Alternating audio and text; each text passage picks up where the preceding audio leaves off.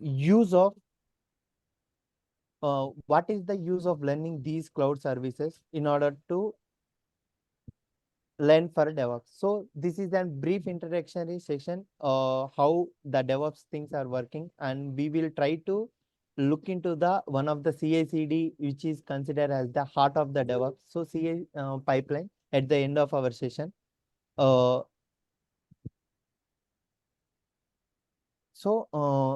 we need to learn the Linux? So basically, when we see the things, especially in the market, so most of them choosing Ubuntu services as their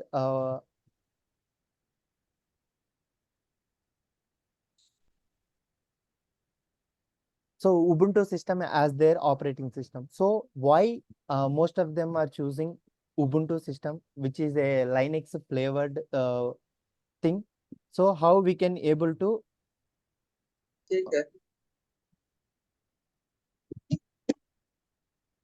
how we can why the importance of an Ubuntu system as compared to the Windows operating system. So in terms of for an overall view, I can say first of all it is an command line interface. So what does mean by command line interface? So if you need to interact with our Windows system, so we are interacting with our GUI, so graphical user interface. So in order to work with an Windows system, we have a GUI. So those who know English, a little bit English, those who can interact with an Windows system. So in order to load the graphics, it will take some amount of configuration from our default operating system. Suppose if you are our personal mission or personal laptop consists of CPU, 8 CPUs and some amount of RAM, 1 TB of hard disk. So in that, we are able to use in order to load that particular graphics content. So in that, we are able to use that particular amount, so that we need to have a better internet stable connection in order to load the particular thing. So in the same way, why the Linux is how we can interact with the Linux server. So in Linux, there are different flavors of server. So one is Linux, Red Hat, Ubuntu, SUSE Linux, and Arrow. So these are the different flavors available in Linux. So why the market has so if you are developing any software application, why the missions are created only in Linux? So for the best example, in order to provide more security as well as in order to have a more computation power, which is desired. For example, if you are working only for the computation power, we need to create the computation power. So if you are using a memory optimized perspective, we can go and choose an in the cloud level, we have different types of availability of instances, EC2 instances, according to database, memory accelerated, or in order to work with machine learning kind of stuff. So we need to have high computational parallel processing need to be required for processing the machine learning things. So in the cloud comes into the era, so it will basically it will solve the human problems existing while especially when developing the software development.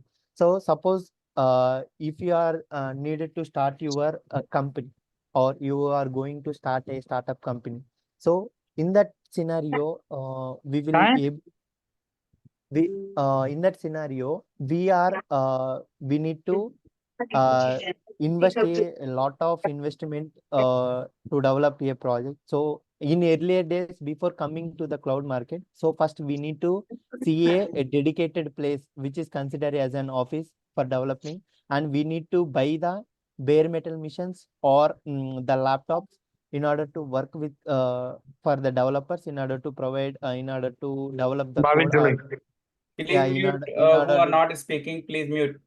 Please mute it. The other people.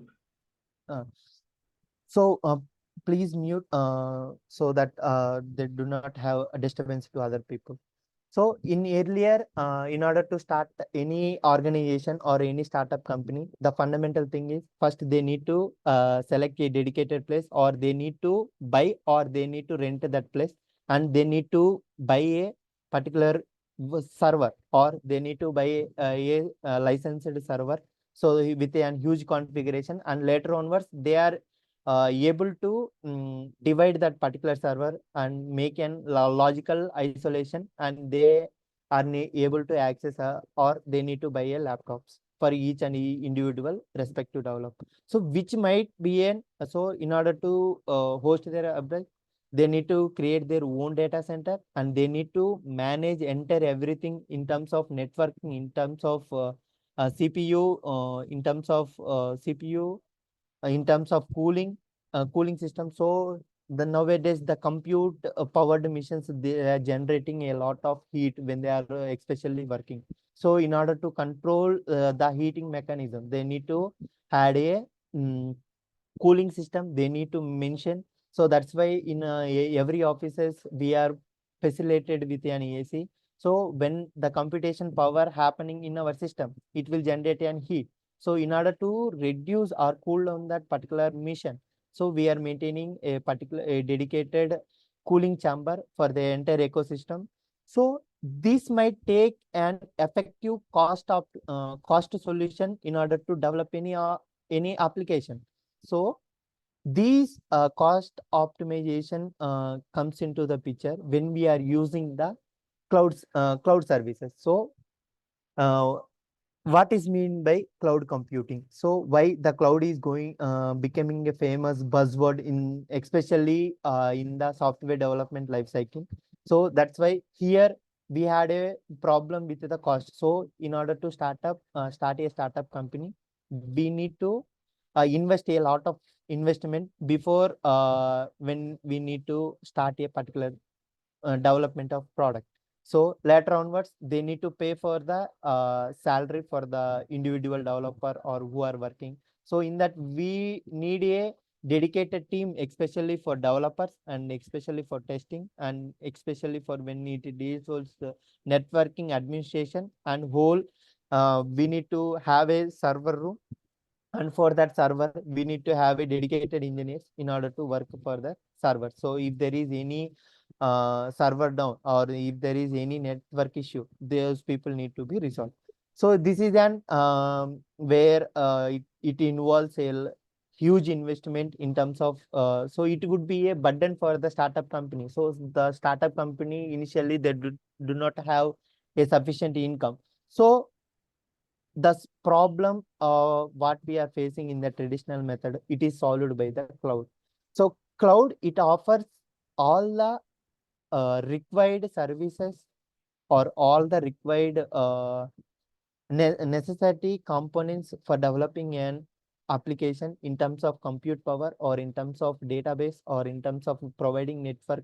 It will provide it as a service, and moreover it can be accessed by using the internet.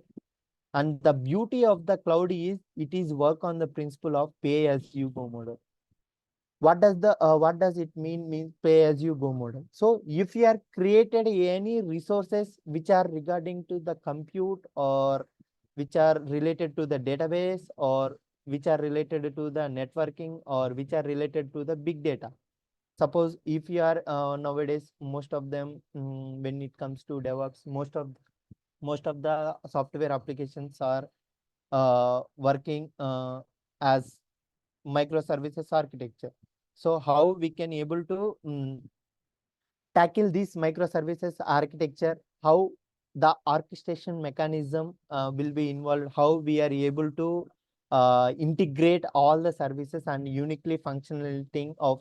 In earlier days we are following monolithic server. So in monolithic services, so what does it means? The term itself indicates it is a single server. So under single server we are maintaining multiple services.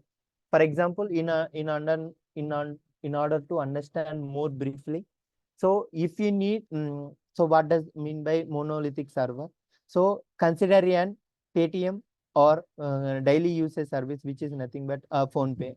So under that we can able to see a lot of services, right? One is phone pay. Under that we had movie tickets, or electricity bill, or mobile recharge. So each and everything is a cloud level, or each and everything is a service level. So while using the particular service. So if there is any dysfunctionality of any service, suppose in monolithic server, under single server we are maintaining multiple services like electricity bill or recharge or paying the movie ticket, or we are recharging, so a lot of services available in that particular thing, right? So if you are facing a problem with the functionality of a recharging your mobile, so we, in order to rectify, or we in order to bring back into a live environment, so we need to stop that entire server, because under monolithic server we have different services, right? So when we stop the entire monolithic server, so the other services might be impacted and it will lead to the uh, business impact. So that's why the microservices comes into the picture. The microservices architecture, it will indicates each and every services would be an isolation. Suppose if you are getting problem with only one microservices, so we stop that particular microservices and try to refix. And if there is a bug, we need to fix that bug, and we try to next we need to deploy the particular code to that particular environment and bring back into the live environment. So in this way, the business unit in terms of at the end in software era, the end user who are using the end product would be the business. So if you are using n number of users, though, for example, we are using Netflix or Amazon or some of the famous e-commerce website or movie hosting website. So we pay for the we pay as subscription model. So it will generate an income to that particular organization, right? So it is called as business unit. So suppose the whenever the IPL is going, suddenly the Jio Cinema app or the server is gone crash. So in that fraction of second, they lose a millions of dollars of money. So because most of the users are using their app, so in order to provide the efficiency of the server or the stability of the server, or we call it as reliability. The technical terms is important when it comes to cloud or DevOps. The reliability of the application need to be stable and need to be uh, take the load based on the instance time. Suppose the best thing with the cloud is it can able to um, have a future like load balancing and along with the auto scaling. These are the two perfect combination which brings the cloud, one of the cloud as a market, or the it leads to the evolution of a it create an landmark, especially in terms of developing any SDLCs in, as it provides the services along with the load balancing option and along with the horizontal what we can say scaling. So basically, there are two types of scaling. One is horizontal scaling and another one is vertical scaling. So we can scale up to n number of requests based on the load. Suppose if your application hitting 1,000 requests per second, so how they can able to tackle, or how they can able to handle that particular traffic management to the server. So everything we deployed our application in a server, and we provide the services, whether it might be a SaaS based application. So we are providing services to the end user within the server. So the server management is more important, and the server health would be always in a healthy state, so that we can able to tackle this kind of unexpected increasing of the load. The for any application, the load might be the HTTP and HTTPS request. So how the load is going to act in on the cloud and the server, how it is going to tackle the particular load management. So these are all the features we can able to find in the cloud. So the best thing is we try to create an account in that, and based on your resource, based on your usage. So if you need a compute power, go and create for compute instances. So if you required the particular thing, so it is the UI related to the particular services. So when we check and when we go for the particular services, so these are all the available services uh, available in the AWS. So the term service by category is important. So why I am saying the service by category is important. So if there are a lot of services, so if you need to have a particular usage of compute power, so compute power consists of some amount of CPUs and some amount of memory. So it will compute, it will act as our virtual machine, which is created in the particular data center which is located under the one of the region. So if you are really interested for your application, for any application, for a software development lifecycle application, there might be requirement of compute, and there might be requirement of one storage, and there might be requirement of one networking content, or in order to securely resource your what are the resources you created in the content. So these are the three minimum requirement conditions required for developing an SDLC. So the cloud developed in such a way that it solves the usage or requirement of any developer or any software development, especially for those who are need to develop a application. So if I require compute power, so there under compute category, we can see a lot of services, EC2, Lightsail, Lambda.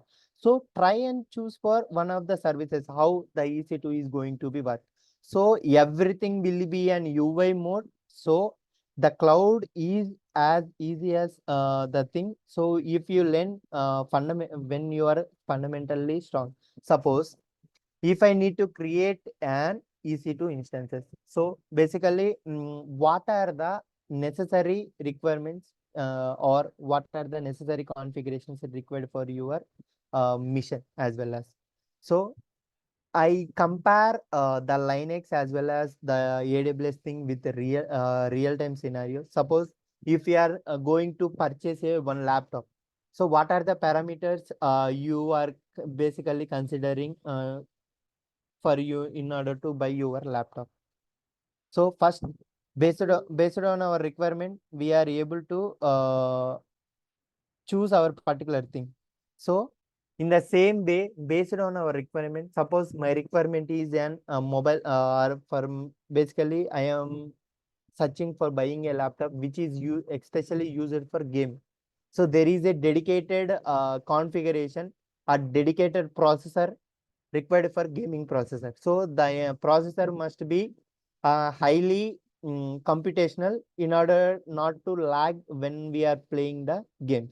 So in the same way, when we are dealing with the database related activity or storage related activities, so um, it is better try to choose based on our requirement, the cloud providing n number of options available in the cloud. So try to choose the especially try to choose for our situation which it is perfectly suitable. So for example, I am as a student or as a professional, I need to buy an Windows laptop. So what are the required configuration? Required configuration is minimum i5 processor with a SSD and and the hard disk with 1 TB of configuration. It is required for me to work with the Windows laptop without having any fault in my system. So if I need to buy an, especially if I am belonging to a network guy, or if I am learning more interested about ethical hacking. So if my requirement is learning ethical hacking, if I buy an Windows laptop, that is it suitable for my need? No, obviously it would be no. So then he need to buy a laptop, or he need to purchase a server which consists of an operating system which is especially belongs to an operating system of Linux. So even though we buy and there is an another end, if you buy an Windows laptop, on that top of that we need to install the environment for execution of a Linux. So for that we try to install an virtual box over there or VMware. So in that we segregating or we isolation logically dividing the our existing 8 CPUs. For example, our laptop consists of an 8 CPUs. If I need to install Linux over there, it will consume my resources of 8 CPUs. At least 2 CPUs needed to be required for VirtualBox or running the virtual mission, which is provided, which provides an Linux environment, right?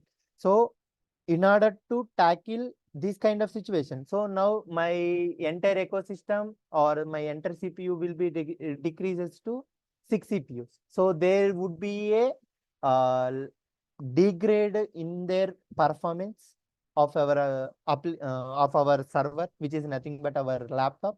So try to choose based on your request. So the same way what we discussed so far. So here we can able to see how we can able to launch the particular instance. So for example, if you are buying a laptop which comes to Dell, so the name would be Dell. So the same category, it will compare to Dell. So the operating system. So if you need to have an Windows operating system for your usage or the Linux operating system, so you try to choose your operating system. So it is available as an Amazon Mission Image, which it consists of an operating system along with the software dependency. So it is the beauty with the cloud. So while we are installing with the VirtualBox or VMware, we need to especially install the operating system and we need to configure our entire path related, or we need to set our environmental variables, or we need to attach the licensed version of that particular VirtualBox. So in order to reduce the number of manual efforts, the cloud comes into the picture. So in in order to reduce the human management, wherever mostly focusing on the what they are need to be done at the customer perspective, the cloud, all the services are going to be developed. So the simply with the help of one click, I am able to choose my operating system as well as so it will say that Ubuntu operating system with LTS long-term version, so with a hype HVM, which stands for hyper virtualization method. So it is type of SSD. So when we are buying or purchasing any laptop, so there is a configuration difference. So the same configuration will be how the same configuration would be available, but we do not see this technical under the settings or under the product details. We are not able to. So those who are educated, those who are especially have a demand, have an idea of how HDD and SSD working. So what is the difference? So when we compare the HDD and SSD missions in the market, there would be a 5,000 in terms of money. There would be a 5,000 rupees difference we can able to see. For the same configuration with SSD, we can have 45,000, or the same configuration with without SSD, we can able to get that particular mission with 40,000. So the basic um, fundamentally the operation. So when we choose the solid state drive, so the access or the interaction would between the server would be really fast. It can load the UI within fraction of seconds. So that is the beauty with the SSD. So all the configuration, suppose in that it is a instance type where we can able to see a cloud offering a n number of CPUs based on your usage. So if you really require 32 CPU for your application, go and choose for 32 CPUs and 256 GB of memory. So that's why I am saying that first define your workload and then try to search for the better configuration and the best suitable option which is available in the cloud. Based on that, you are going to generate the particular mission. So basically, I am going with my which is comes under free to, which is called as T2.nano. So it is sufficient for me in order to. So how we can log with our personal laptops by using password. In the same way, here we can able to generate our username and password for here. So when we click on that particular thing, so I am I'm able to suppose this is the Dell password, Dell key. So how we can regularly log in into our personal mission. So there we can able to set our username and password, right? So when the username and password is matched, then only it will log into our system. So in the same way, we can able to create one mission. So I am getting. So it will personally download in my laptop. So it is the proof that cloud providing and security in order to connect it to this particular server, newly created one. So it is the proof how the cloud is going to be provided. So suppose if you need to be connected to that particular server, if I share the particular password file, which is nothing but a PEM or PPK file, based on your usage, you try to deliver or you try to create the password. So it will download under my download session. So it will stay in my personal laptop only. So unless I share the respective password file to your respective email or your communication channel, then only you need to able to log into the particular server. So it is the proof the how the cloud is going to be provided security in terms of this aspect. So here we can able to open the ports which is called as security group. So it act as a virtual firewalls. So how we can stop the incoming traffic, how we can able to say the dedicated traffic only need to be addressed with the help of this particular IP address. So in backend there would be a storage. So when we buy a laptop, there would be a 512 TB of storage or 1 TB of storage, which is available in the default storage. So the same configuration would be available. So it is the beauty thing. So when I simply launch an instances, so it will create an one server especially. So suppose if my started if I am able to start a startup company, so with the help of this cloud, am I able to create one server or not within less time? And the beauty thing with the entire cloud services would be pay as you go model. So until the resources what you are consuming, suppose if any application require a minimum 8 CPUs of CPU. So for monthly, for 8 CPUs, the cost would be around 30K or 22,000 rupees. So which when we compare to the traditional methodology, in order to buy a server or in order to buy a particular desktop laptop or for your developers, so we need to invest a lot of money. Suppose if you have 4 developers, we need to buy 4 laptops for the developing an application, and we try to host our application in that particular, and we continuously focus on development and part of the. So that it will itself indicates for within basic operation we will able to get 50,000. So for 4 developers it would be around 2 lakhs the cost of. So there is a the difference between cost in terms of cost. So it can. So the now our system or the server newly created one is ready. And when the instances, so here we can have an instance life cycle in terms of how the instance is going to be work. The pending state, initially it would be in pending state, how it is going to be running state. So when the static check is 2 by 2, then only our server would be ready enough or ready enough to work with this particular thing. So what why I am saying these kind of stuff to know that traditional, the difference between how we traditionally deploying, we traditionally following the architecture and what is the importance of the cloud in the market. So this is the beauty with the cloud. So when we go and refresh for the particular thing, so it will it will still in a pending state. So we are accessing the server within the physically. So how it is able to generate a compute power for that? So in cloud terminology, we had a regions. So every region consists of a data center. Under data center, they are maintaining, as earlier we are maintaining physical server room. In the same way, in every data center, they are maintaining the servers. And in this particular account, we have a traces of records. Under that compute power, it will able to generate a compute powered mission based on our requirement.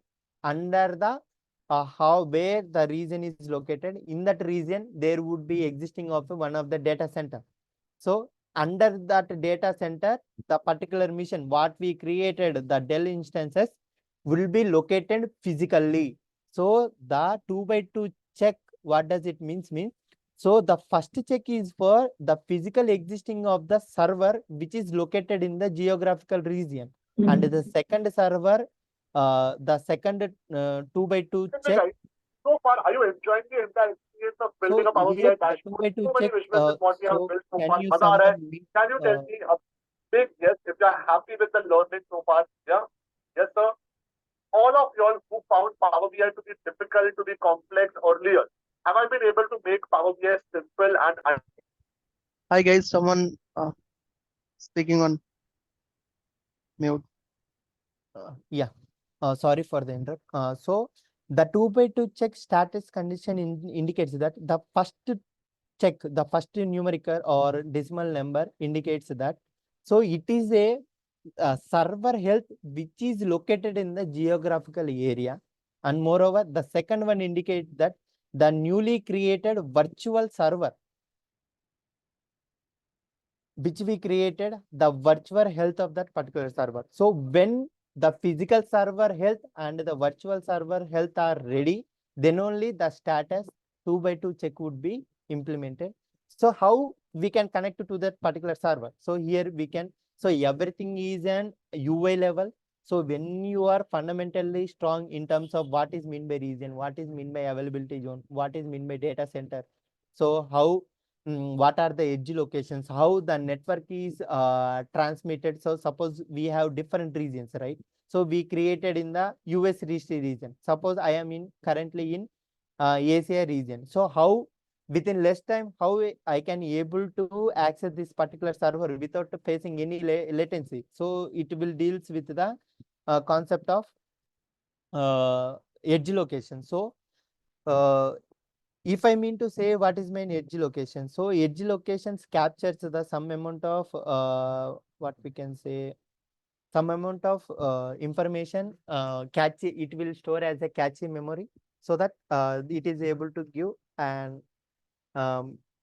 predefined path how the traffic would be routed from one location to the another location. Even though we created the US East region data center, how we are able to access the particular service without facing any latency. So our mission is created. So that is the beauty. Within fraction of seconds, we can able to create the particular server.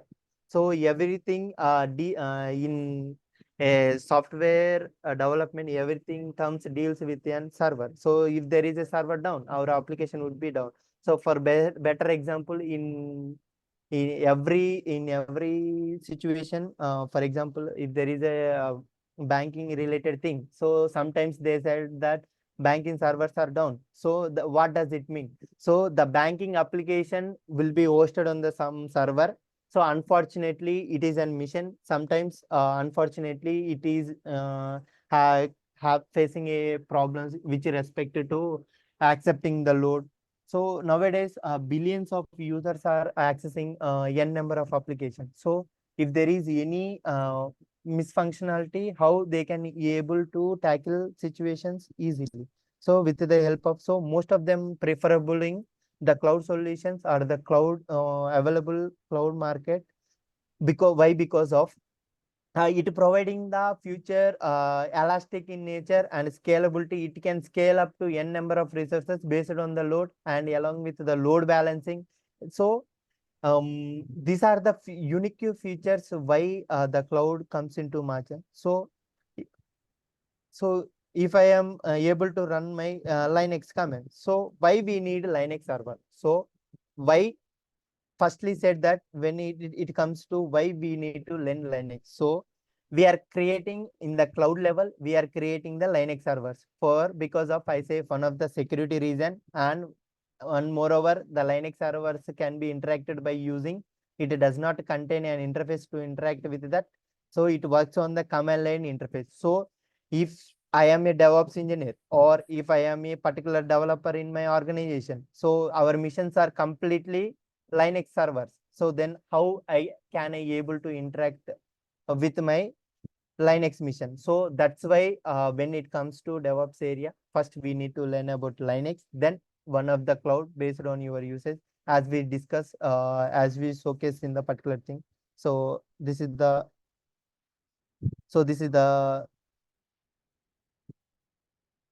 mm, so this is the thing. So why I make this presentation? So when we learn the Linux, when we know about the cloud thing, then it would be easy for a DevOps engineer in order to tackle the particular situation. So in the same way, so you know that why it is important. So most of the real-time scenarios we are creating Linux.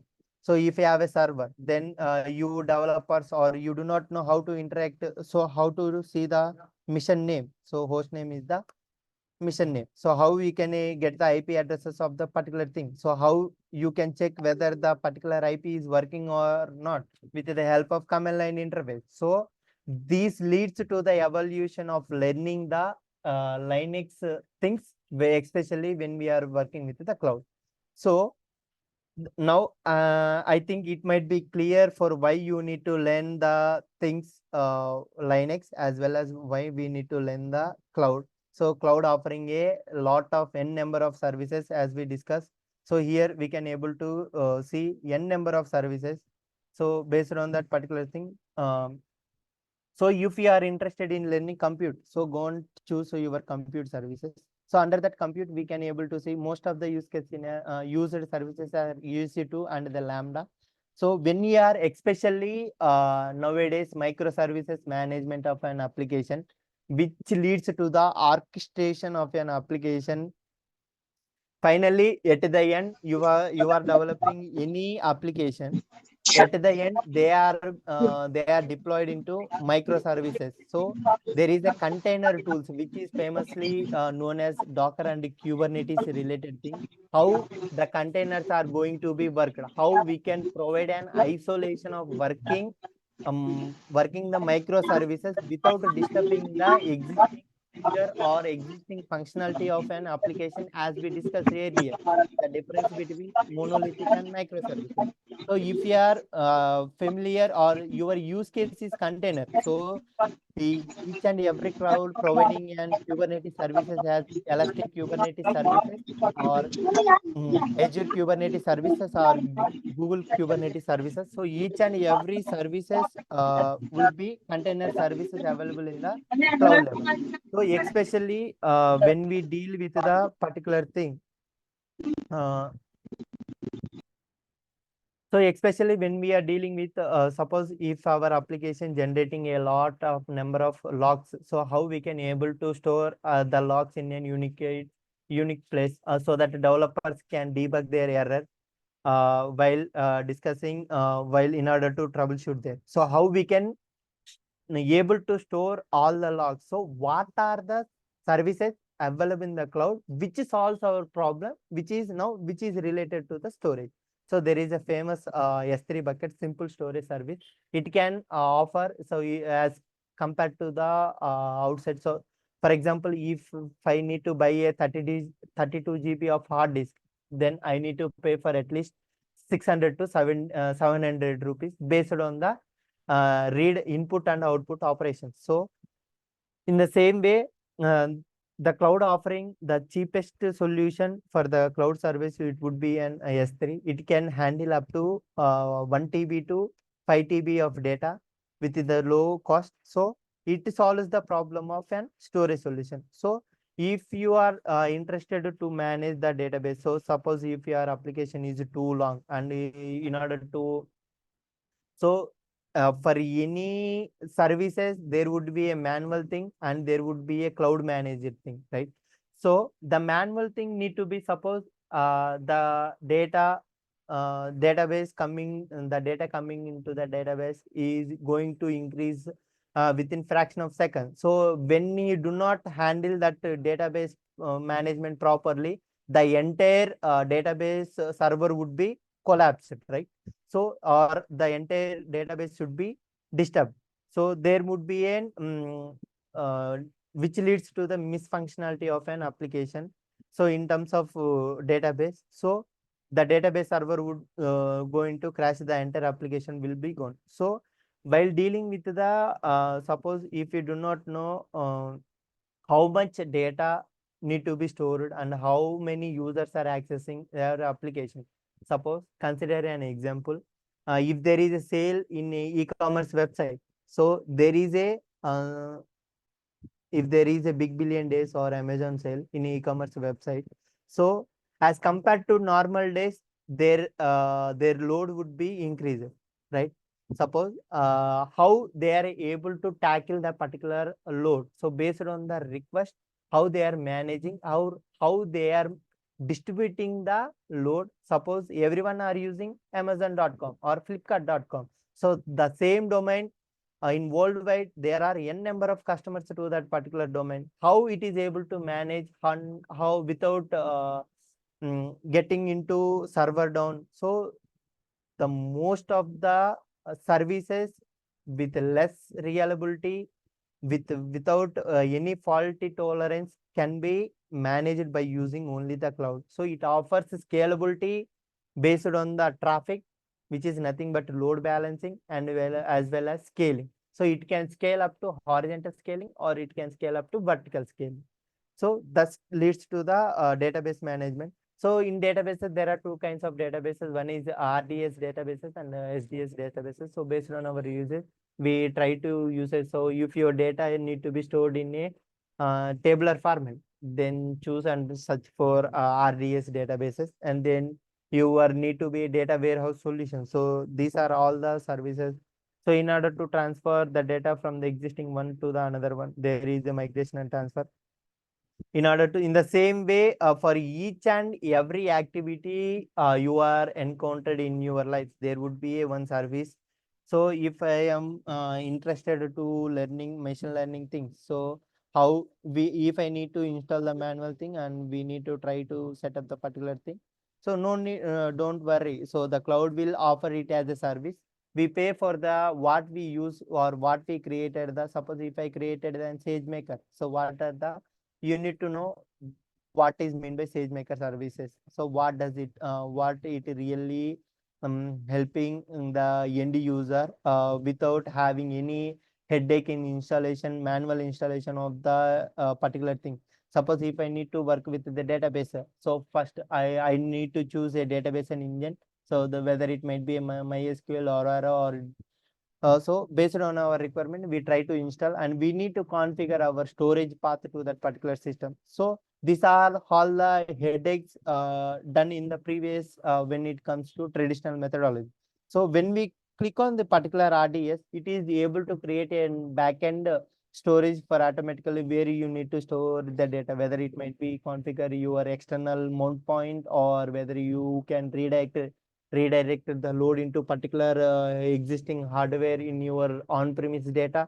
So based on your choices, and it the cloud offers a solution.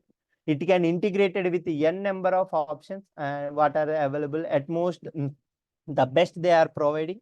So try to use the particular service and pay for the service what we are using. So if I am working with analytic kinds of data, so we try and choose for this particular analytic kind of data.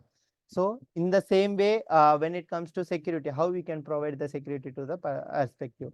So how we can manage the robotic things, and we can see a n number of services which are so if you are morely interested in game development, so try to use that particular service. So try to, so everything is a payable here. So if you do not have necessity of that particular instance, try to stop or try to terminate that particular resources created by you. So it is the best cost optimization phenomena. So when we deals with this particular thing, so here we can able to see account ID. So if your organization maintain multiple accounts ID, so we can able to create or we can able to link the respective account ID or respective thing here. So we can manage multiple AWS account within single organization. So the entire this is the beauty with the cloud providing. So when we click, so how we can able to see how much bill generated per month. So here under billing session, we are able to see the particular email. So here bills, we are able to see the particular thing. So we'll view bill. When we click on that particular thing, so we can select our date range. So which month you are generated, or so suppose currently we are in July, August month. So try to choose for the July. So it is the account ID. It is called as root account ID. So we are grand total is per region wise how much you are able to see the particular usage. So for it is the beauty thing. So what we are using so far: API Gate, Cloud Formation, Cloud Whale, Data Transfer, DynamoDB, or Elastic Cloud Compute, and the Glue. So for what are the resources only we created in the console and we try to access in the console level, they will charge for the particular thing only. So this is the beauty, and this leads nowadays in the market. This is the thing. Leads to the evolution of the cloud in the market. So when it is next thing, so this is an introduction section that why we need to learn Linux as well as cloud. So then while jumping into the DevOps, so nowadays we can see a lot of demand for the DevOps. So when it comes to DevOps activity, DevOps roadmap,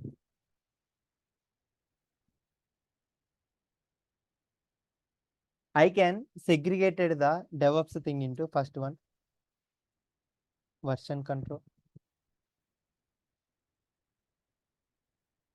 Second one, one of the cloud, uh, public clouds.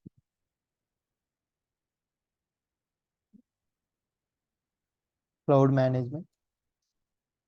Third one, CICD pipeline, which is a heart of the DevOps.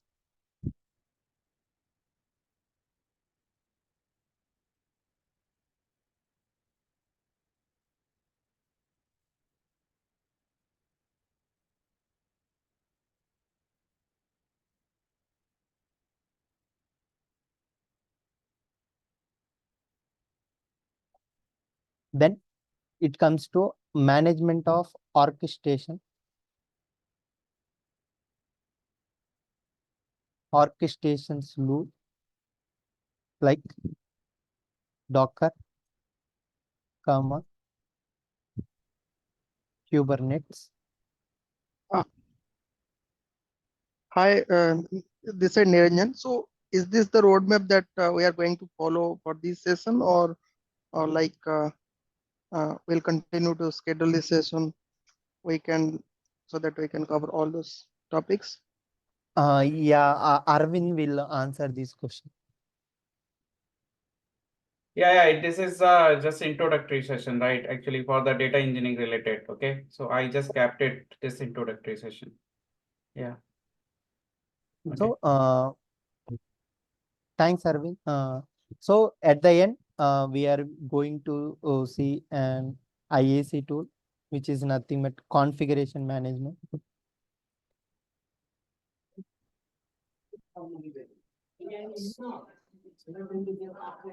So why I am choosing at most last one, last but not least, for application monitoring.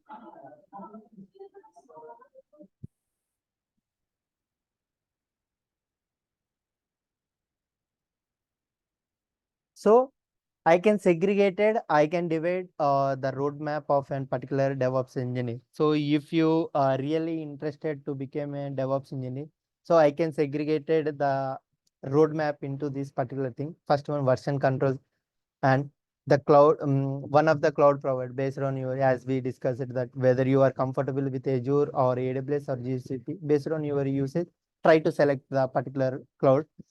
Then CI/CD pipeline, which stands for continuous integration, continuous delivery, as well as continuous deployment. So CI, CD, and another CD.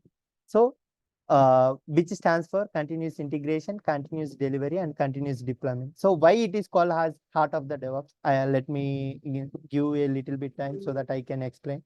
So next, the part is orchestration. So everything is an microservices management. So it is better to call as microservice management rather than orchestration tools. So most of the people are familiar with these microservices management.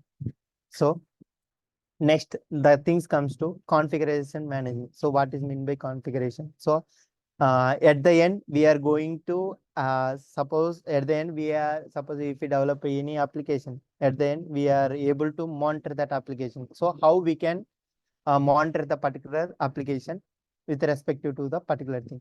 So when it comes to first thing,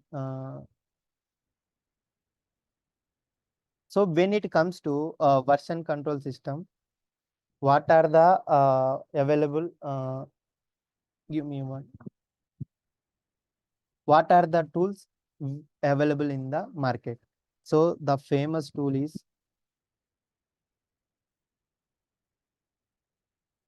the famous one.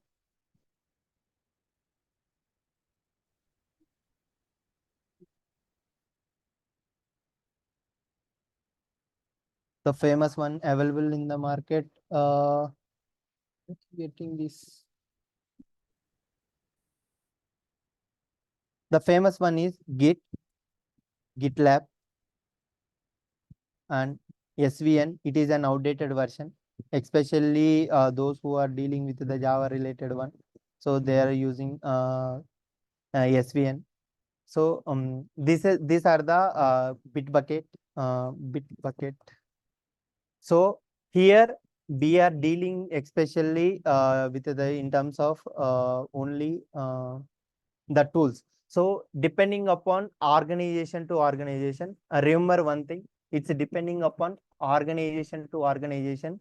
The tools might be vary. So, but the functionality wise, what we discussed, it need to be followed a one version control system and one of the cloud, or nowadays most of them are using multi-cloud or hybrid cloud. The famous combo is multi-cloud or hybrid cloud they are using. So what is mean by multi-cloud? So if the multi-cloud offers its solutions, suppose if you are interested, some of the resources need to be created in the one cloud and some of the resources need to be created in another cloud. So there we can see the multi-cloud. The hybrid cloud is, so suppose if you are if you are installing a web server on-premise, on-premise data, in the sense we are managing our own data center. The own database need to be installed in our own data center. So IBM managing their own data center. So they are not publicly available. Those who do, the IBM cloud did not serve the it like as a third party which serve the services like AWS or GCP or Azure. So they do not serve the services to the customers other than IBM users. So they comes to hybrid mode. So hybrid is nothing but some of the resources on the on-premise data center and some of the resources on publicly available data center. So this is the famous combo nowadays the market is going to be used. So these are all the version control system. So version control system or source code management, both are same. So everything comes with a source, right? So in that, So source code management. So the developers are writing source code. How we can efficiently manage our source code? How we can, why it is called version control system? Because the developers are developing an individual feature at every time. They need to maintain their latest version, or they need to maintain their previous code. So that's why when we are continuously updating the code, so it suppose in for this week they are developing one of the features, so it is called up to the particular week, it is called as one version. Later onwards, next week they are going to develop one of the features, so later onwards it is going to be another version. So the difference between the latest and the new version would be the development, what he developed the new feature. How we can able to manage those version? So nothing but the source code management. So here, as we discussed, the famous tool is the Git. So here we can able to see the Git UI look like this particular thing. So here we can able to see, we can able to create a repo. Repo stores our source code repository, so that we can have a unique place to all the developers in our organization. So the particular each and every developer will clone this particular repo with the help of this HTTP by using git clone is the command in order to clone this particular thing. So in the same way, how it is an external GitHub. So which GitHub is an open source, right? How we can communicate, or how we can authorize it to this particular GitHub account. So there we need to generate our username and password. So under settings, we can have a developer setting, and where you can developer setting. Then we have an option called generating token. So personal access token. Click on the personal access token classic. So here we can able to generate our token. So with the help of this token, we can authenticate these particular GitHub, which is a open source one, and we mainly focused onto the particular thing. So in this way we have, so suppose our repo name is he data MVP. So when I search for ls, so it will bring an overall code what are available, so we along with the different folders. So when I keep tree comment, so we can able to see the tree structure. So how we can share our entire source code to the developers within an unique place. So under that we have lot of concept which deals with the branching strategies, and how we can protect the branches with the, so without any prior or the code owner permission, how we can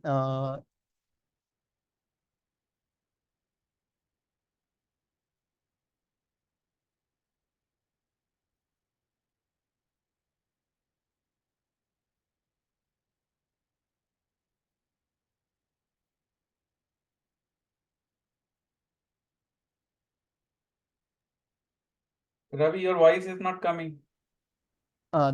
sorry, if developer need to work with, suppose a new developer come to your organization, so when we have a user in our GitHub account, so you can access the particular piece of code what initially it is developed.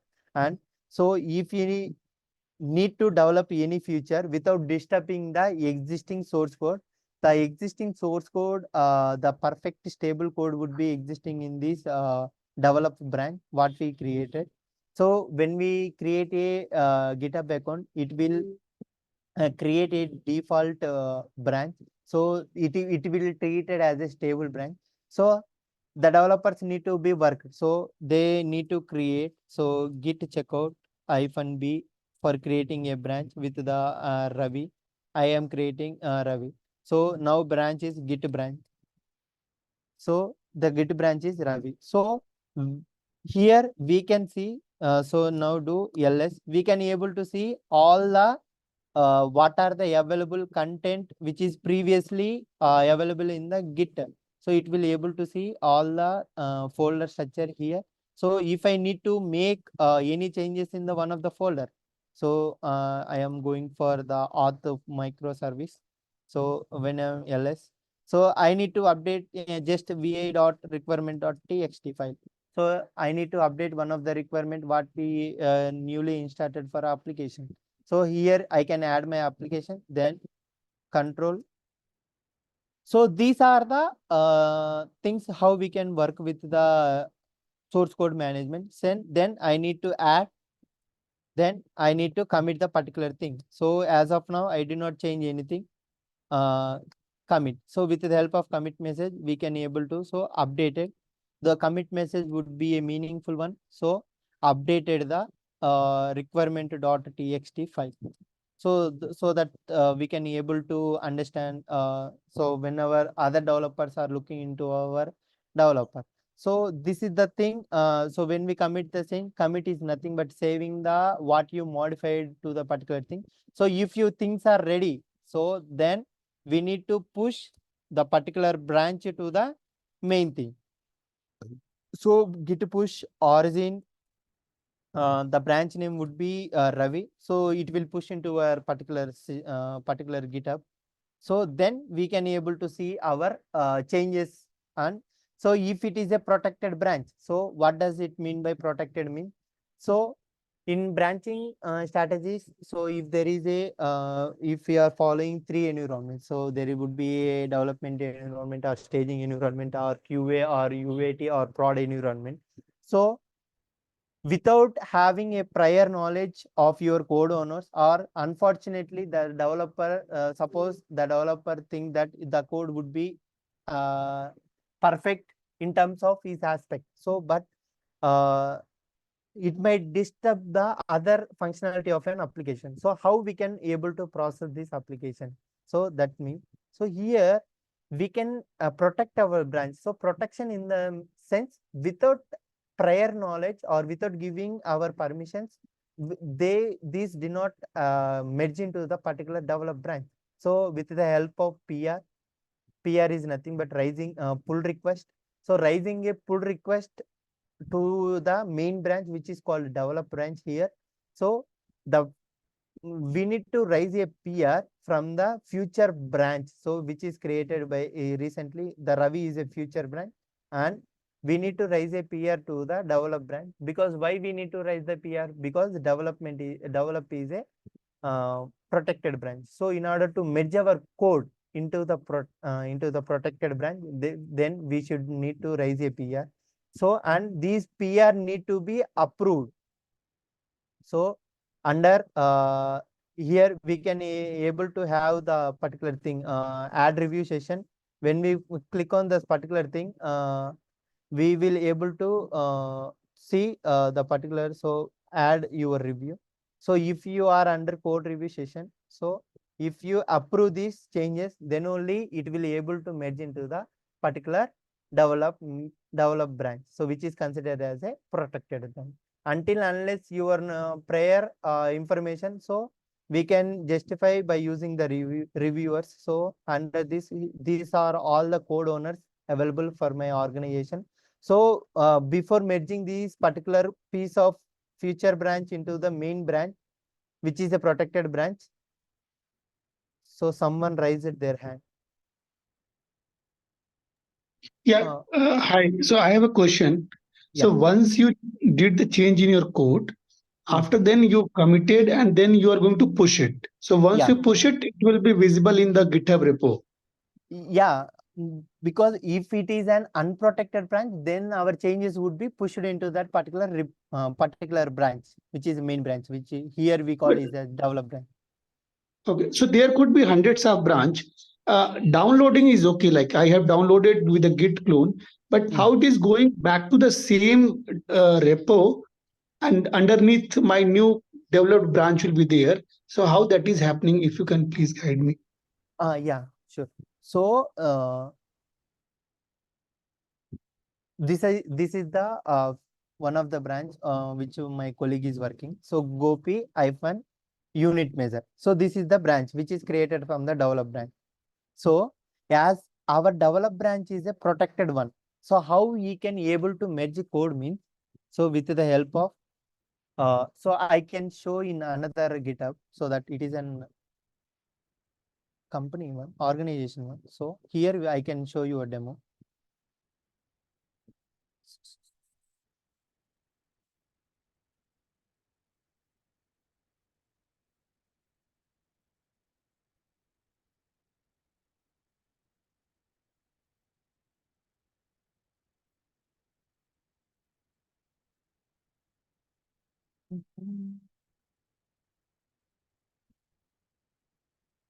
Why it's too taking time? Maybe proxy issue. on Yeah, this. yeah. So this is the say cloud tree of trusted. So we can take this repo. Suppose here we can have a n number of branches, right? So for example, it is my future branch. So when we go and rise for a particular Are you PR, sharing any diagram?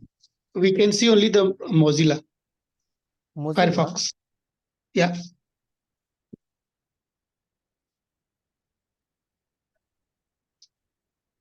Yeah, now it is visible, I think so. Yes. Yeah. So under that, choose one of the existing repo from your what you organization is following. So under that, try to create a branch. So we can work with using command line as well as intro. So our branch is I am creating Ravi DevOps. So this is the source why I need to take in. So development from the source I am taking to develop.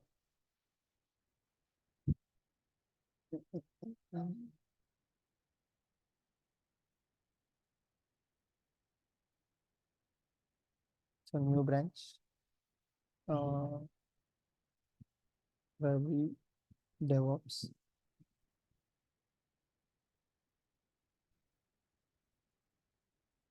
So you can see how many branches you have created so far, and we can see able to. So when we suppose if we created the newly thing Ravi DevOps, so all the clone which is available in the develop branch would be here we can exist. So try to modify the content what is available in the day2. This is a folder. So I am adding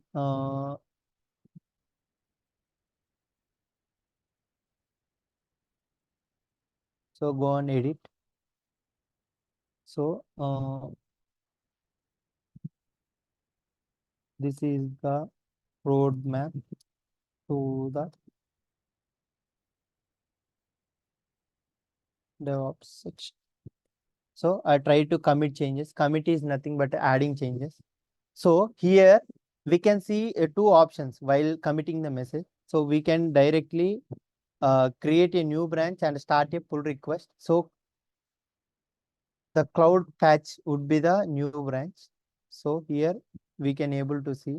Then here your solution would be required. Suppose the changes are in the now the cloud patch, right? So here I need to suppose if I need to change the particular changes into my develop branch. So I can merge it into the develop branch, or else I need to push the particular changes into the staging. So if you are following 3 environment, so the staging will be matched. So in the same way, the base reference and the future reference you need to be selected. So which branch you need to be pushed from where to where. So the base would be the stable code what you existed. So suppose your base branch would be a protected branch, then here we need to raise a pull request to the. So when it cannot be merged directly, so it will show the error. It cannot be merged, and when we try to create the pull request, it is able to create a pull request. So the pull request has been merged from cloud which is newly created branch to the particular staging branch. So in this way if we have n number of applications, so first if you facing any conflict, so first we need to try the and it will enter the git repo what we can say. Under that it is a dummy account, we do not have any reviewers. Under if you need to add your reviewers under .git file, we need to add code owner file. So here under .git, so there would be a one code owner file. Under that I need to mention a particular user ID for the existing thing. So if your user ID would be followed, so try to edit the particular thing. And and all the GitHub users which are linked to the particular GitHub account, so they can able to access. So at the rate followed by your username. Suppose your username would be AWS learner or DevOps learner. So if we need to commit and we need to add, so then we add the particular thing, particular user as a code owner, so that he can accept the PR. So raising the PR from the future branch to the main branch. So why we are raising the PR? Mainly for because we do not need to directly merge our changes into the develop branch, so which will create an impact in the application strategy, right? So that's why we make the stable or future what are the default branches as a protected branches. With the help of these particular code owners, the code owners will try to check each and every line what we are pushing into the main branch.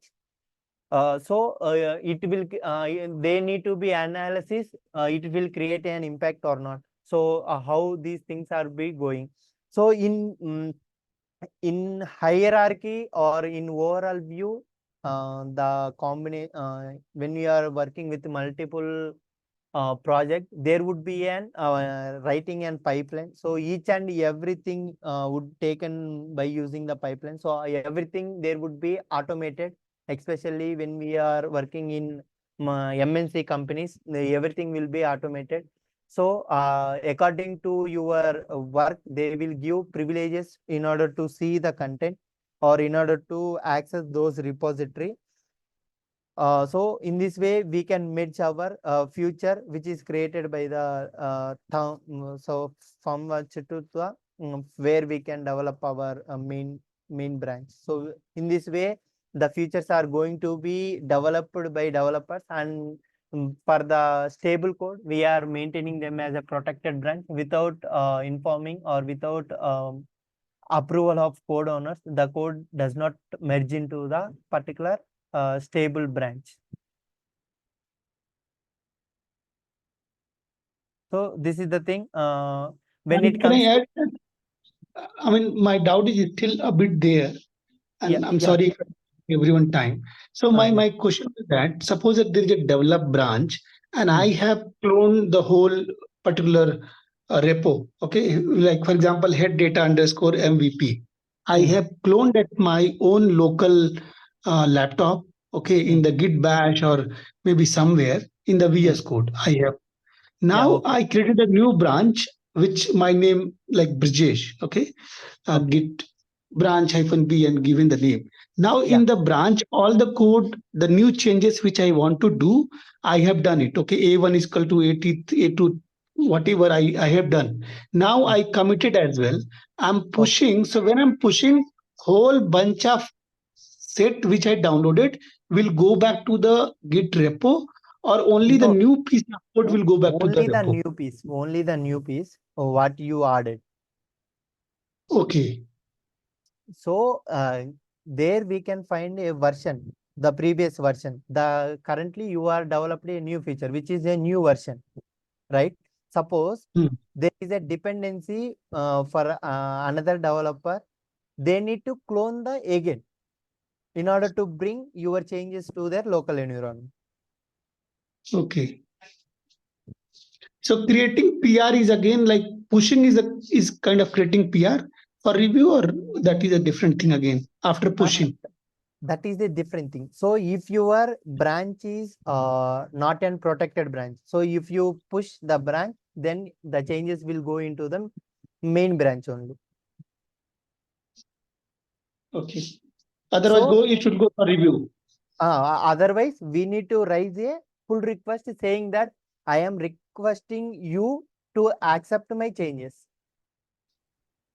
which need to be merged to the main branch. Okay. So after pushing, you'll do a pull request, and it will create a new PR thing. Okay. Yeah, here, so for example, if you see, so this is one of the fix. So the developer created the branch and he changed the two files. So we can see how many lines he can change.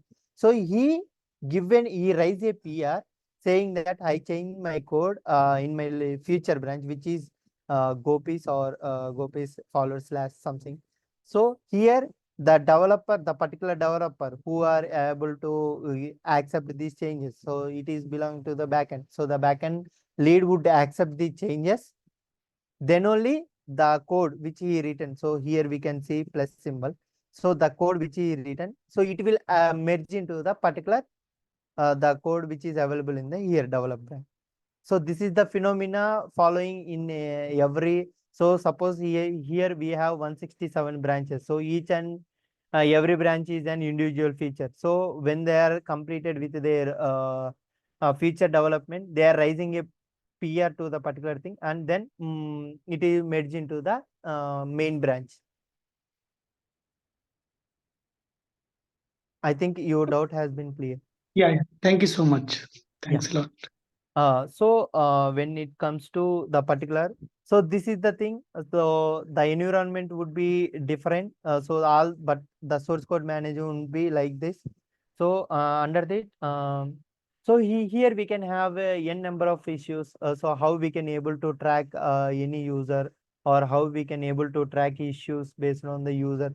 Suppose if you have 20 developers, how we can track their what they are doing and how we are able to. So here we can able to see PR, and here we can able to have write the respective CICD pipeline with the help of GitHub Actions. So these are all the. So here we can able to see inside. So how many PRs has been generated, how many closed down, how many open. So when we check when we discuss it about the detailed information, deep dive into the particular source code management, we can able to choose. We can able to learn all the things, how we can able to resolve the merge conflicts if two developers are working in a same file. So these are the things comes under source code management. So now for our application, the source code part is ready.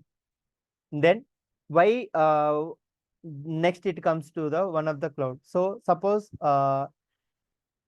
the servers are maintained in the cloud environment. So why the servers are maintained in the cloud environment? We know we just seen few seconds before. So what is the importance of the cloud?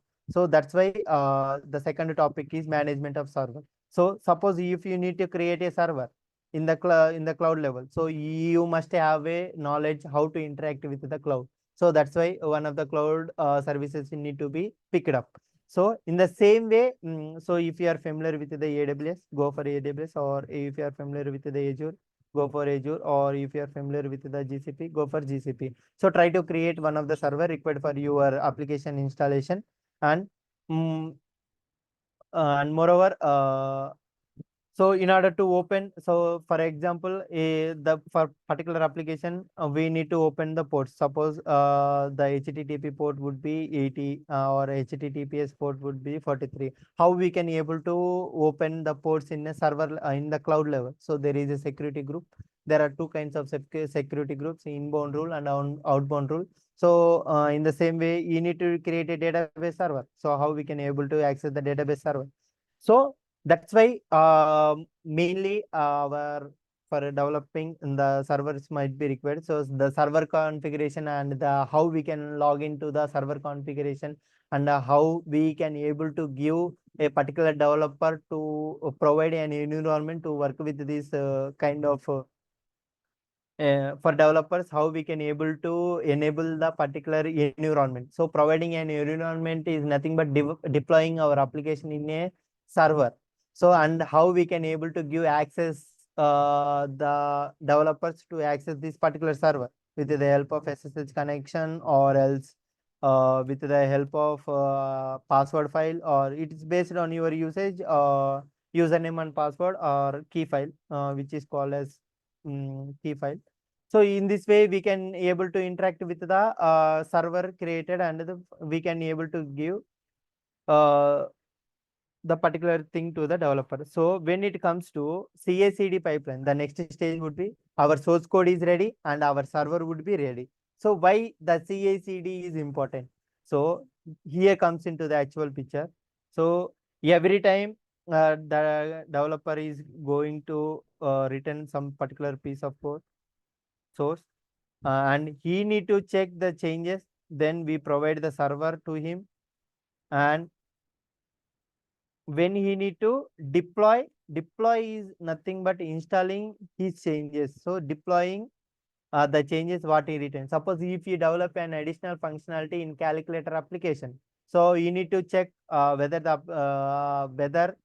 the particular addition functionality is working or not. So then only we can able to deploy. So the deployment strategy would be different from organization to organization. So some of the industries following build script in order to deploy their changes. Some of them are following. So when there is a management, especially when they are using container orchestration, which is nothing but microservices management and Kubernetes thing, they need to build a Docker image. So Docker image will build an image.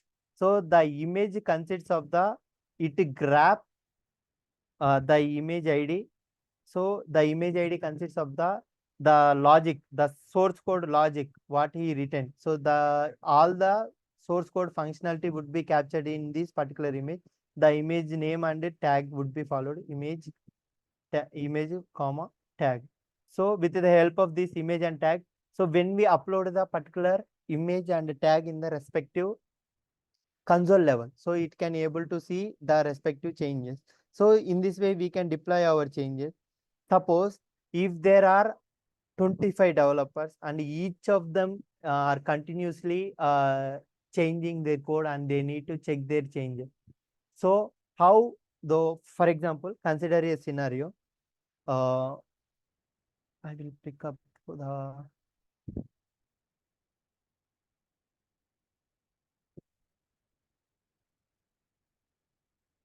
so consider it is the one of the deployment strategy.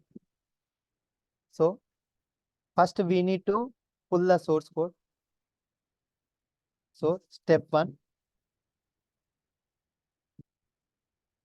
the deployment method is pull the source code, what the developers are writing. Second step is we need to, so if the deployment is the following the latest trend, we are assuming that we are following the microservices management for each and or containers technology, which is nothing but orchestration tools or Kubernetes.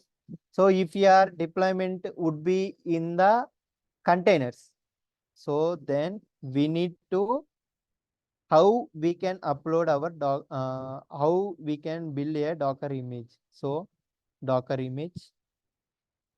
So that's next one, how we can build a Docker image. So step 3 is, so with the help of these Docker image, we can able to build a Docker image. So for that, in background, we need to have a Docker file which clone the complete, I can say, complete source code, complete source code of what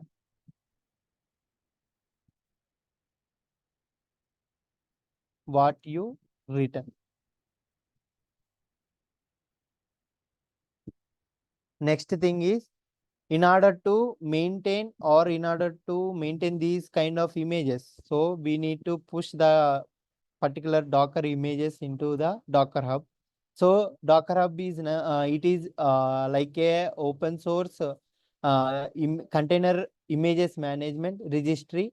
So Docker Hub is an it is equivalent to GitHub. In GitHub we can manage source code, whereas in Docker Hub we can manage the images which are built on the Docker by using the container orchestration. So management of Docker images. So storing of images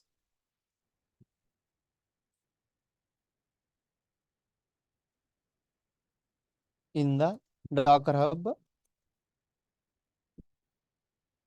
So then how we can able to deploy the newly created changes. So deployment. So there are following n number of deployment method, as I said. So for first one is build scripts.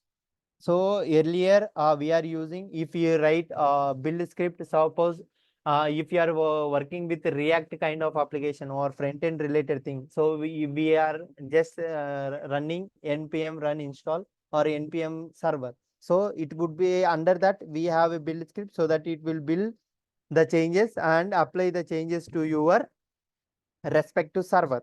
And moreover, and the latest trend is by using Helm, we can deploy our changes. Helm is a separate tool for deploying the Kubernetes things. So dealing with microservices management.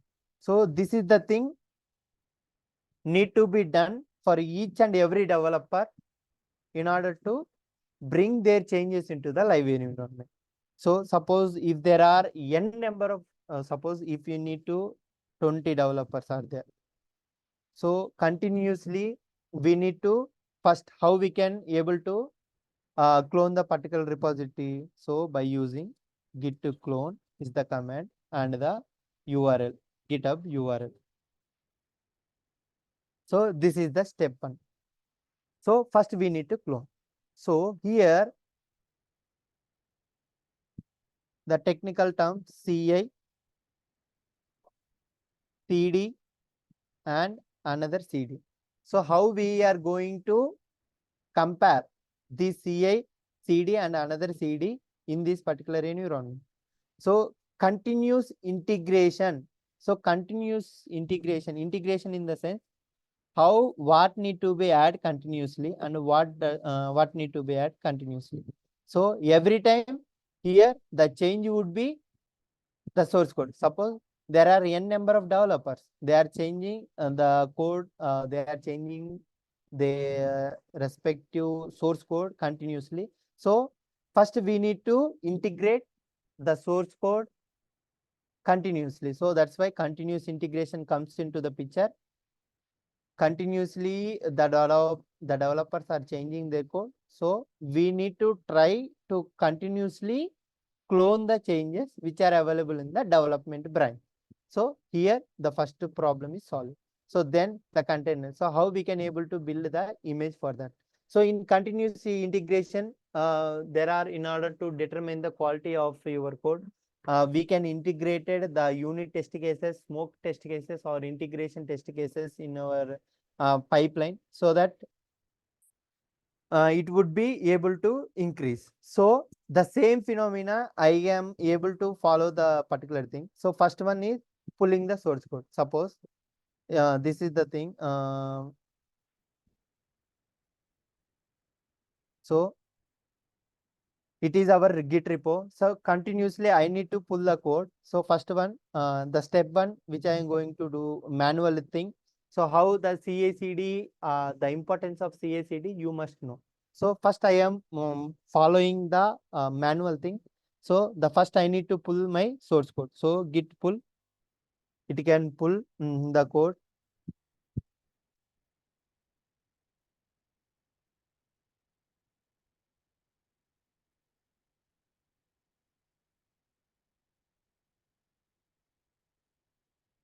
So it is asking for username.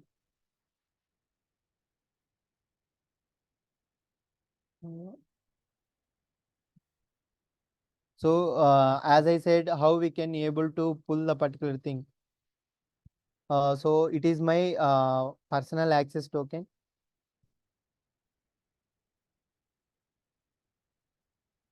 So it is able to pull all the changes which are available in the develop branch. So git branch. So currently I am in branch. So git checkout. So all the features which are available in the develop branch only. So that's why I am checking into the develop branch. So when I see git status, so it's showing that I created a new branch, Ravi. So I think git, so git restore.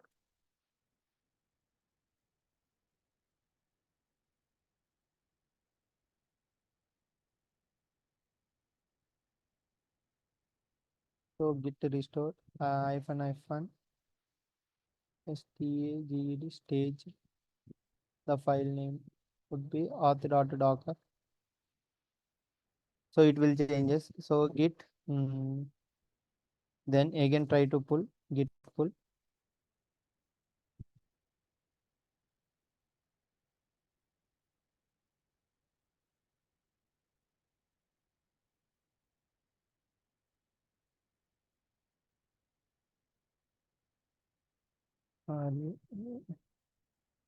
So it will asking for my username and password and I'll try to the particular thing. So current authentication is failed. So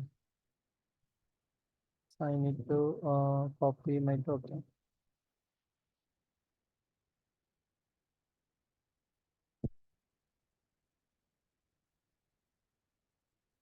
So if I need to transfer my one of the feature into the environment, so how I can able to transfer? You need to know the importance of an CD. So if I working on the particular branch, so first I need to pull the entire source code. So then I need to build an, so my deployment method would be Docker images. So I need to build an Docker images. So for building and Docker images, I need to have a Docker file in my repo. So these are all the individual microservices what we seen as the folders. So ls-lrt. So these are all the individual folders what we can see blue color. So auth is used for an authorized perspective and ngui used for an ngui related thing. So if I need to build an one of the microservices images, so if my changes are in auth, so I need to jump into particular authorization and then we search for ls. So here we can able to see the Docker image in that particular microservice. So when we check on for Docker images, so VA is the command in order to open any file. So here we can see from, so these are all the Docker images instruction. So with the help of this Docker images instruction, so here what are they available? So we are entire copying our source code, which is available as a auth server. So we can able to see this particular thing, this particular path in the backside. So we need to write this Docker file based on our project implementation or project structure. Suppose if you see auth server, Alembic version auth server, and so what we are doing, so it is a Docker instruction command. So when we deep dive into this particular concept, installing Docker and working with the Docker. So as of now, don't worry. Give an overall view how the CI/CD going to be work. So in Docker file, the simplest logic is to we need to clone our entire copy of that particular microservices into Docker file. Then we can able to build our image. So whenever so go and search for. So remember this path auth slash this particular thing. So when so under auth server cd auth server we try to see. So under auth server, we have n number of files. So we are continuously integrating these all the files. Suppose if we are changes in auth token or dummy.py or controllers, or if we change the any file, so it will continuously integrating the changes what you done so far with the help of Docker file. In Docker file, we contain a set of instructions that which copies the entire source code of your respective microservices or respective develop branch. So just now I pulled entire microservices. So in order to build a Docker image in under that folder, we must have a Docker file. So that Docker file will pull all the source code, and when we are building the image, so image is nothing but capturing our entire source code as a image. So Docker build is the command. In order to build -t, the image name would be the custom it is an DevOps roadmap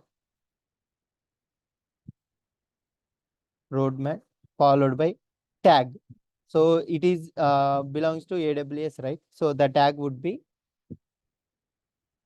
AWS -f, which file need to be taken. So under that, here the Docker file need to be taken. So here Docker file. So the dot would here the current directory you can build an image. So in this way, what are the layers or what are the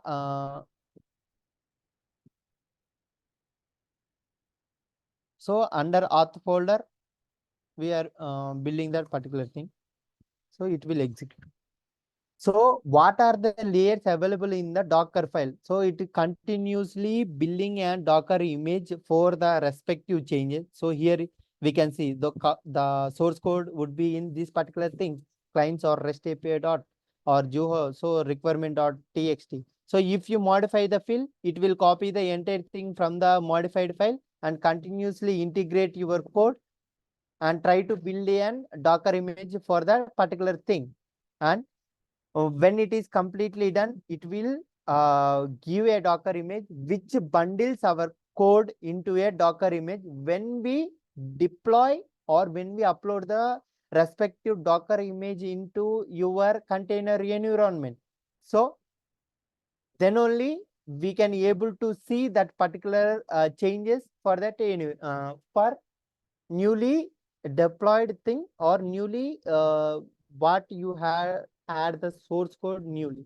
Suppose if you are developing an additional functionality, the additional functionality under this /user/ or OMP or controller. So if you try to continuously integrate our code, the newly created code will be added and it will bundle the piece of code and try to make a Docker image. So the Docker image is nothing but the logic would be bundled or tightly coupled into that particular image. So if we use that particular image, in case if background, there would be an additional functionality. If we use that particular image, it will display an additional functionality. So in order to see the images, Docker image ls. So these are all the images. So newly created one would be, so the particular thing. So the tag would be the custom. So how we can, so now the continuous integration is developed, and the second part what we discussed, the building and Docker image for the deployment would be completed.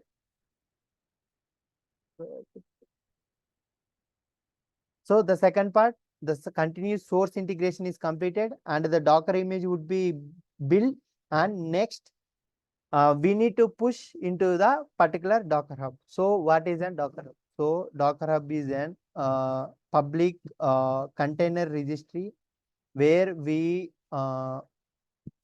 manage our entire images. Suppose if something goes wrong,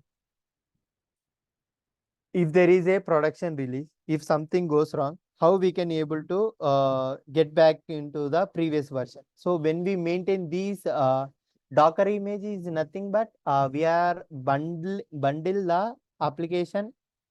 So these are all the like Git repos. These are all the Docker hub repos. So in order to push the particular image into these things, so first we need to tag the particular thing. So Docker tag is the command. So Docker tag, which tag need to be added. So we build the thing with the custom colon followed by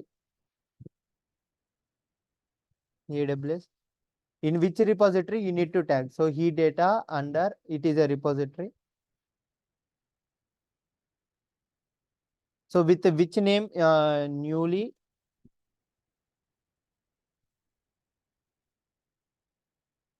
So the tag would be completed. So in order to see whether it is tagged or not, Docker image ls. So the heat data /dev/newly. So Docker push. So which repository you need to push? So newly created one, heat data /repository. The colon would be, tag would be in EWL.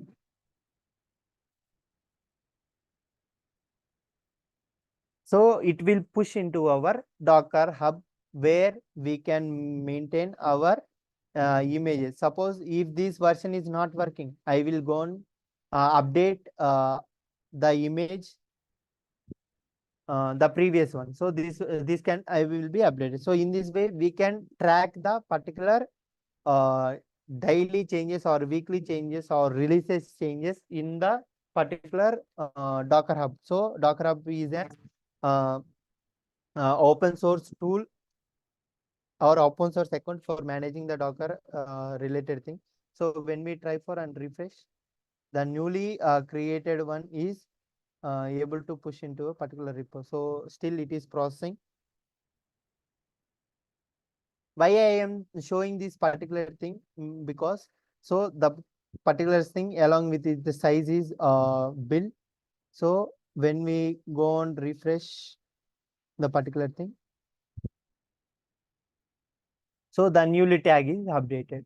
So how we can able to deploy the newly created one means, so kubectl. So if you are using Kubernetes environment, there would be a deployment file or there would be a pod which belongs to the that microservices. So kubectl deploy. So I will show the respective pods. Kubectl get PO.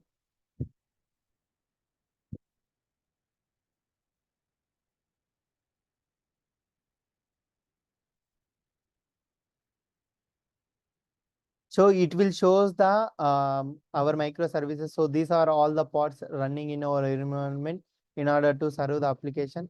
So we build the microservices especially for auth. So in order to apply those changes, kubectl edit, we can apply in pod as well as in deployment. So we can apply this for pod. So first of all, whether I need to check I am in which environment, so that if I am in a production environment, so that it will create an disturbance for my application. So no, so it would be in I need to shift into switch.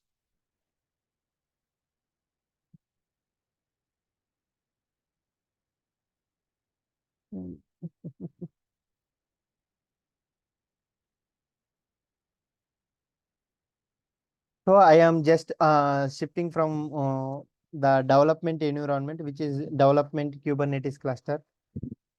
So, oh my God. So I will show in staging environment only. So SAKs. So I currently developed the application which is related to the microservices auth. So then kubectl edit PO in the sense pod. So then auth microservices. So when we edit the particular thing, we need to search for the our deployment would be the source code would be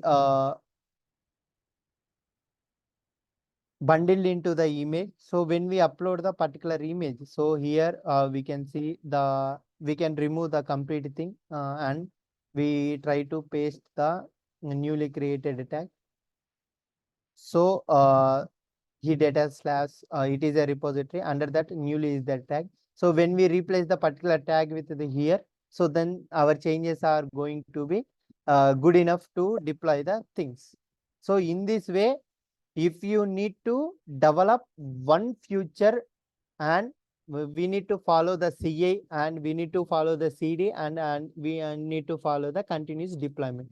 So in order to transfer one feature from the branch to the environment, we need to follow these categories. Suppose if there are n number of people and n number of features need to be pushed in the same way. So it is a bit tedious task or bottleneck for the DevOps engineer in order to release all the changes to their environment. So in order to solve this problem, we need to write a pipeline script which is Jenkins or GitHub Actions pipeline script. so that we can automate all this process within a single pipeline, so that how we can able to deploy our changes, or else how we can able to uh, deliver our changes to the environment. So the developing CI/CD pipeline is that's why it is called as heart of the uh, that's why it is called as the heart of the DevOps, because at the end we need to release the features to the environment. So by manually it take a lot of time. Suppose we do for only one of the microservices, in order to do for all the services, it would be take for me at least 1 day to complete the one release, and we need to maintain, we need to build a Docker image for all the services, and we need to push the again all the Docker service Docker images which we build. It should need to be moved into the particular Docker hub for maintaining the Docker images. So if something goes wrong, we in order to redeploy the thing into the older version. So we can then only it can be possible if you manage the Docker images only. So in our company, we are managing the entire Docker thing with the help of the names. So for each and every microservices, we are managing a repos is individual repos for each and microservices. So we are following the date series. So when it build on 2024, or we build on the particular date, so 0802 hyphen it hyphen stage. So it the tag would be based on your requirement. You can give any kind of tag. We are following the date kind of tag for our environment. So how these pipeline need to be rated. So here when it comes to the particular thing, if you are more familiar with your organization, if you are using, so some of the organizations are using GitHub, as well as some of the organizations are using Jenkins as our pipeline. So I will show a sample script in order to demonstrate all the things how the Jenkins pipeline would be running. So for that we need to install one of the service. So we need to install Jenkins in our mission. So the installation, how it is going to be happen. So we will start that particular Jenkins VM. So after that we will try to. So there are two options in writing a pipeline. So pipeline is nothing but series of steps which can bring a particular feature into the live environment. So it includes a series of steps which continuously integrate our code and continuously deliver the artifacts which is going to generate it. In our case, the artifact would be Docker image. So with the help of this artifact, how we can able to deploy the changes into our respective environment. So if your artifactory deployment method would be in Kubernetes, so then we need to build a Docker image for that. And we need to update the particular Docker image into a pod respective that microservices which it serves our request. So it is succeeded. So when I go and for creating this VM.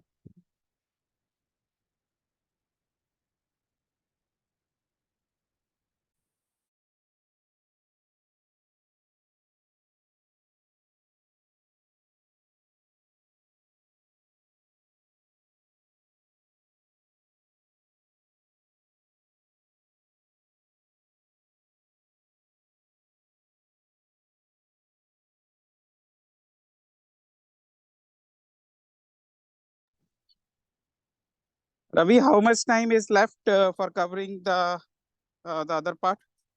Like it will cover now.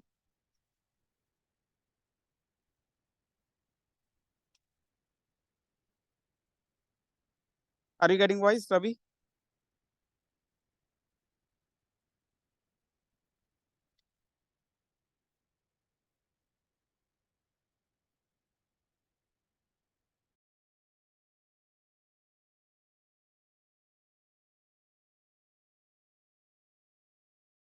Oh, sorry. Yeah, it will take around 10 to 15, 10 minutes, Arvind. Okay, no problem, no problem. Uh, Yeah. Yeah. So the pipeline script similar to this way, so that this is the thing.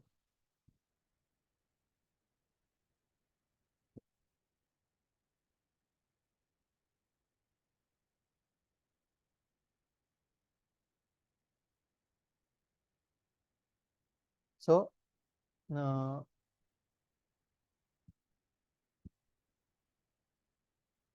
so in the first step, we try to cover. So what are all the microservices? So for first step is continuous integration, right? So for continuous integration, how we can able to, so everything start with an pipeline. So here we can see the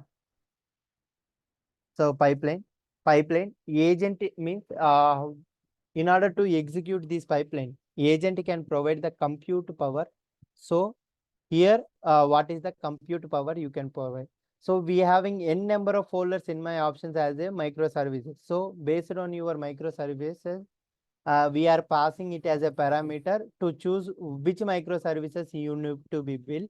So first thing is we need to clone into the particular Git repository. So here the checkout. So here we had a lot of stages. So stages indicates that first we need what you need to be done.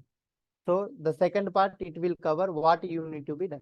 So the pipeline is an continuous sequential execution of steps in order to process an end user result. So our continuous first need to be continuous integration, that it need to be pull our code which is available in the GitHub, which is called as version control. So first we need to check out to that particular branch how we can able to pass our username and the password. So with the help of this username and password, we can able to pass, and how we can able to set. So each and everything would be an step-by-step manner. So after building a Docker image, so we need to push that into Docker Hub. So that way we have another stage which is called as Docker Hub, and we need to pass our Docker Hub credentials and to that particular thing, so that we can able to generate. So and moreover, we need to build the Docker images with respect to the Docker file. How we used the path, right? So Docker, we used the command Docker build -t followed by image tag and followed by the current working directory. So here the dot here we can give it is here dot, and the current working directory and the Docker image would be like in.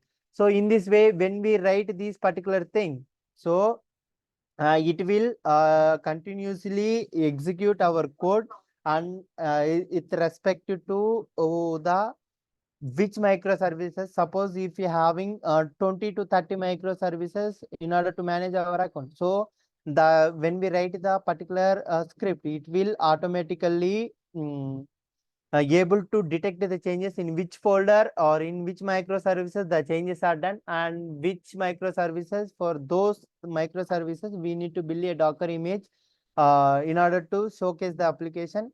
And moreover, here up to here the CI and CD is completed. So CI stands for continuous integration and CD stands for continuous delivery. What we build, so what we generated is, so technically it is called as artifacts.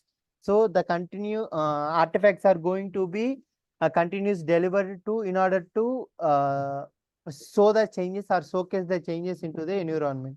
So here now exact part is in each environment you need to deploy. So ours is a Kubernetes environment. So our with the help of this command we will able to deploy. So the respective deployment method would be an SSH. By using Helm installation, we can able to deploy the newly created Docker image with the current tag what we deploy. So in this way the pipeline is going to be executed. So there is no manual instruction. So everything the changes what we done so far, it will be covered when the particular pipeline is going to be executed. So in this way it solves the most of the complex scenarios problem, so that for releasing any update to the application level, it would be easy when we have a pipeline. So there is no manual intervention. So the changes would rapidly develop or deploy into the particular environment based on our configuration. So in this way, we can able to judge the part of the which is called CICD as an important category. So when it comes to the classification, so the next one is the CICD or the development. So how we are able to create the Kubernetes environment, how we need to create an pod, or how we can deploy our application, and how we can manage the service, how we can expose. So these are all the topics comes under orchestration tool. How we need to work with the Docker. So how we need to install Docker, and what are the ways or what are the commands in order to write a Docker images. And we saw a Docker file, right? How to develop a Docker file for existing application or existing GitHub, so that we can cover, so that we can write an end-to-end application Docker images. So configuration management in the sense, how we need to configure servers. So if there are n number of environments, best example, the Terraform and the Ansible are the configuration management. In Terraform, we write a automation script in order to create any resources in the cloud level. Terraform supports a wide n number of plugins as well as n number of third-party cloud providers. So if you know how to configure AWS credentials under there, and what are the resources you need to be created. So if you need to create a server, so what might be the requirement? So AMI might be the requirement, which provides an operating system and software dependency. So with the how we can pass an AMI image configuration to the Terraform file. So under that we can able to see. So here we can able to cover Terraform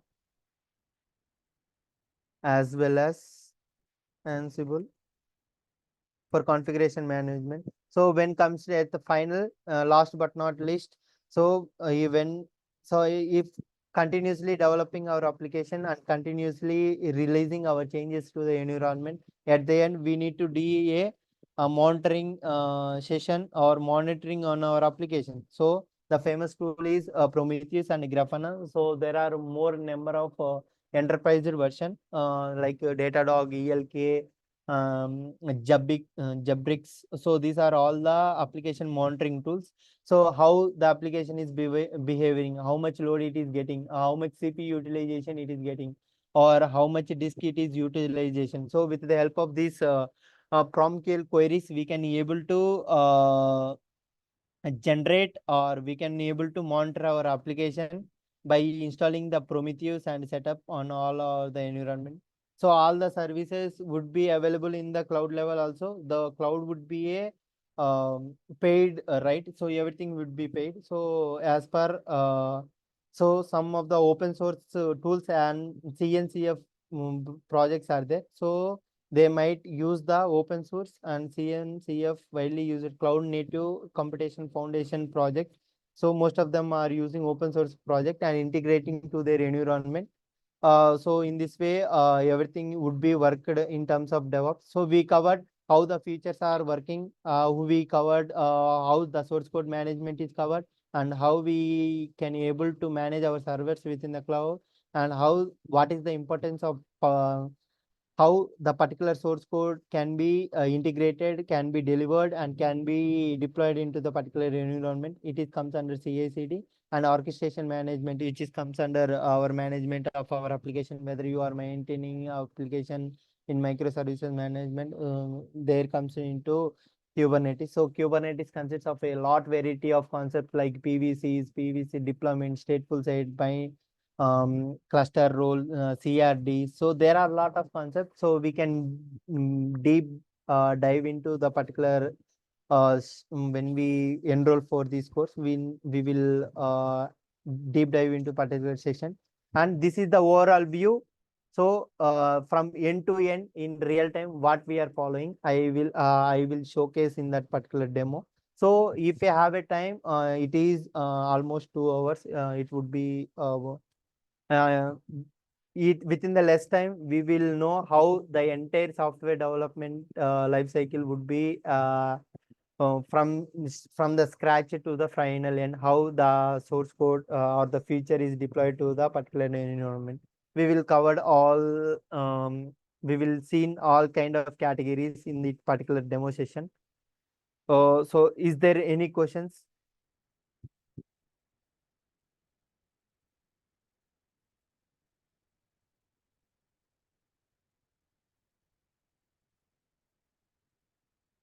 Hope my voice is audible to you. Yeah. So how many session you are going to take for each topic, Yeah, and what will be the duration?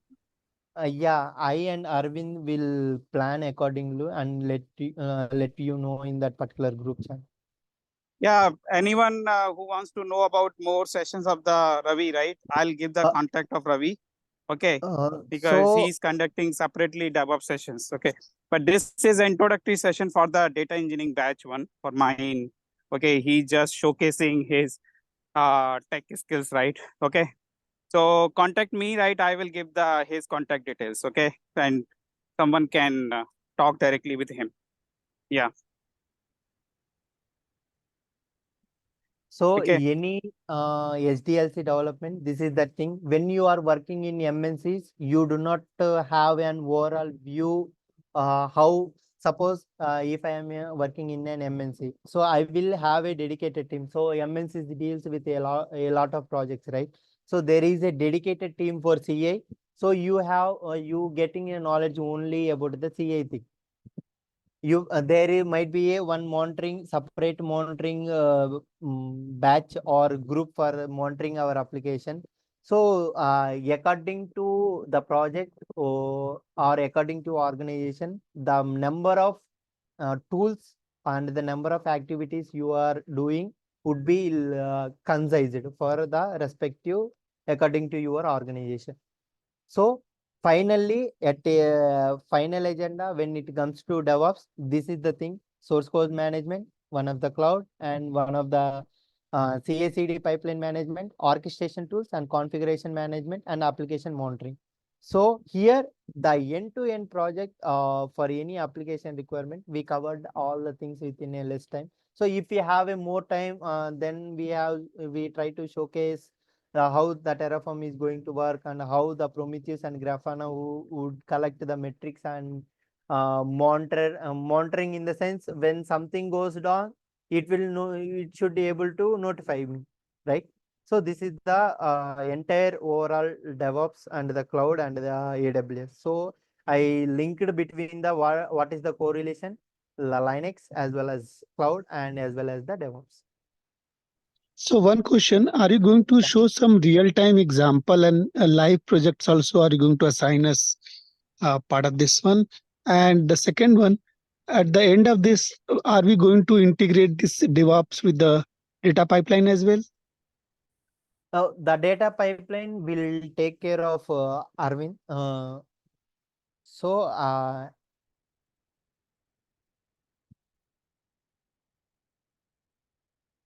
Yeah, that I will cover in my session, Pradesh. Okay, so those how to integrate DevOps with the data engineering ETL pipeline. Okay, so Ravi, will do one more session tomorrow, or what to do for the CICD? CACD, we will do tomorrow. Okay, one this DevOps AWS DevOps services, right? Yeah. Okay, okay, that's a practical example. So we'll cover tomorrow that one. Yeah. Okay. Yeah. Thanks for Arvind giving me this opportunity. No problem, no problem. I think it's a really good session and everyone got a very good insights about DevOps and because DevOps is a part of every technologies nowadays. Okay, Yeah. so we At the should end, need to know, right? Yeah. Yeah, thanks. I'll share the recording, everyone. Okay, once I'll take a recording from the Ravi and I'll share. Okay, so everyone can see again if anyone has missed anything. Okay, yeah, thanks everyone. Thank you. Thanks. Thank you.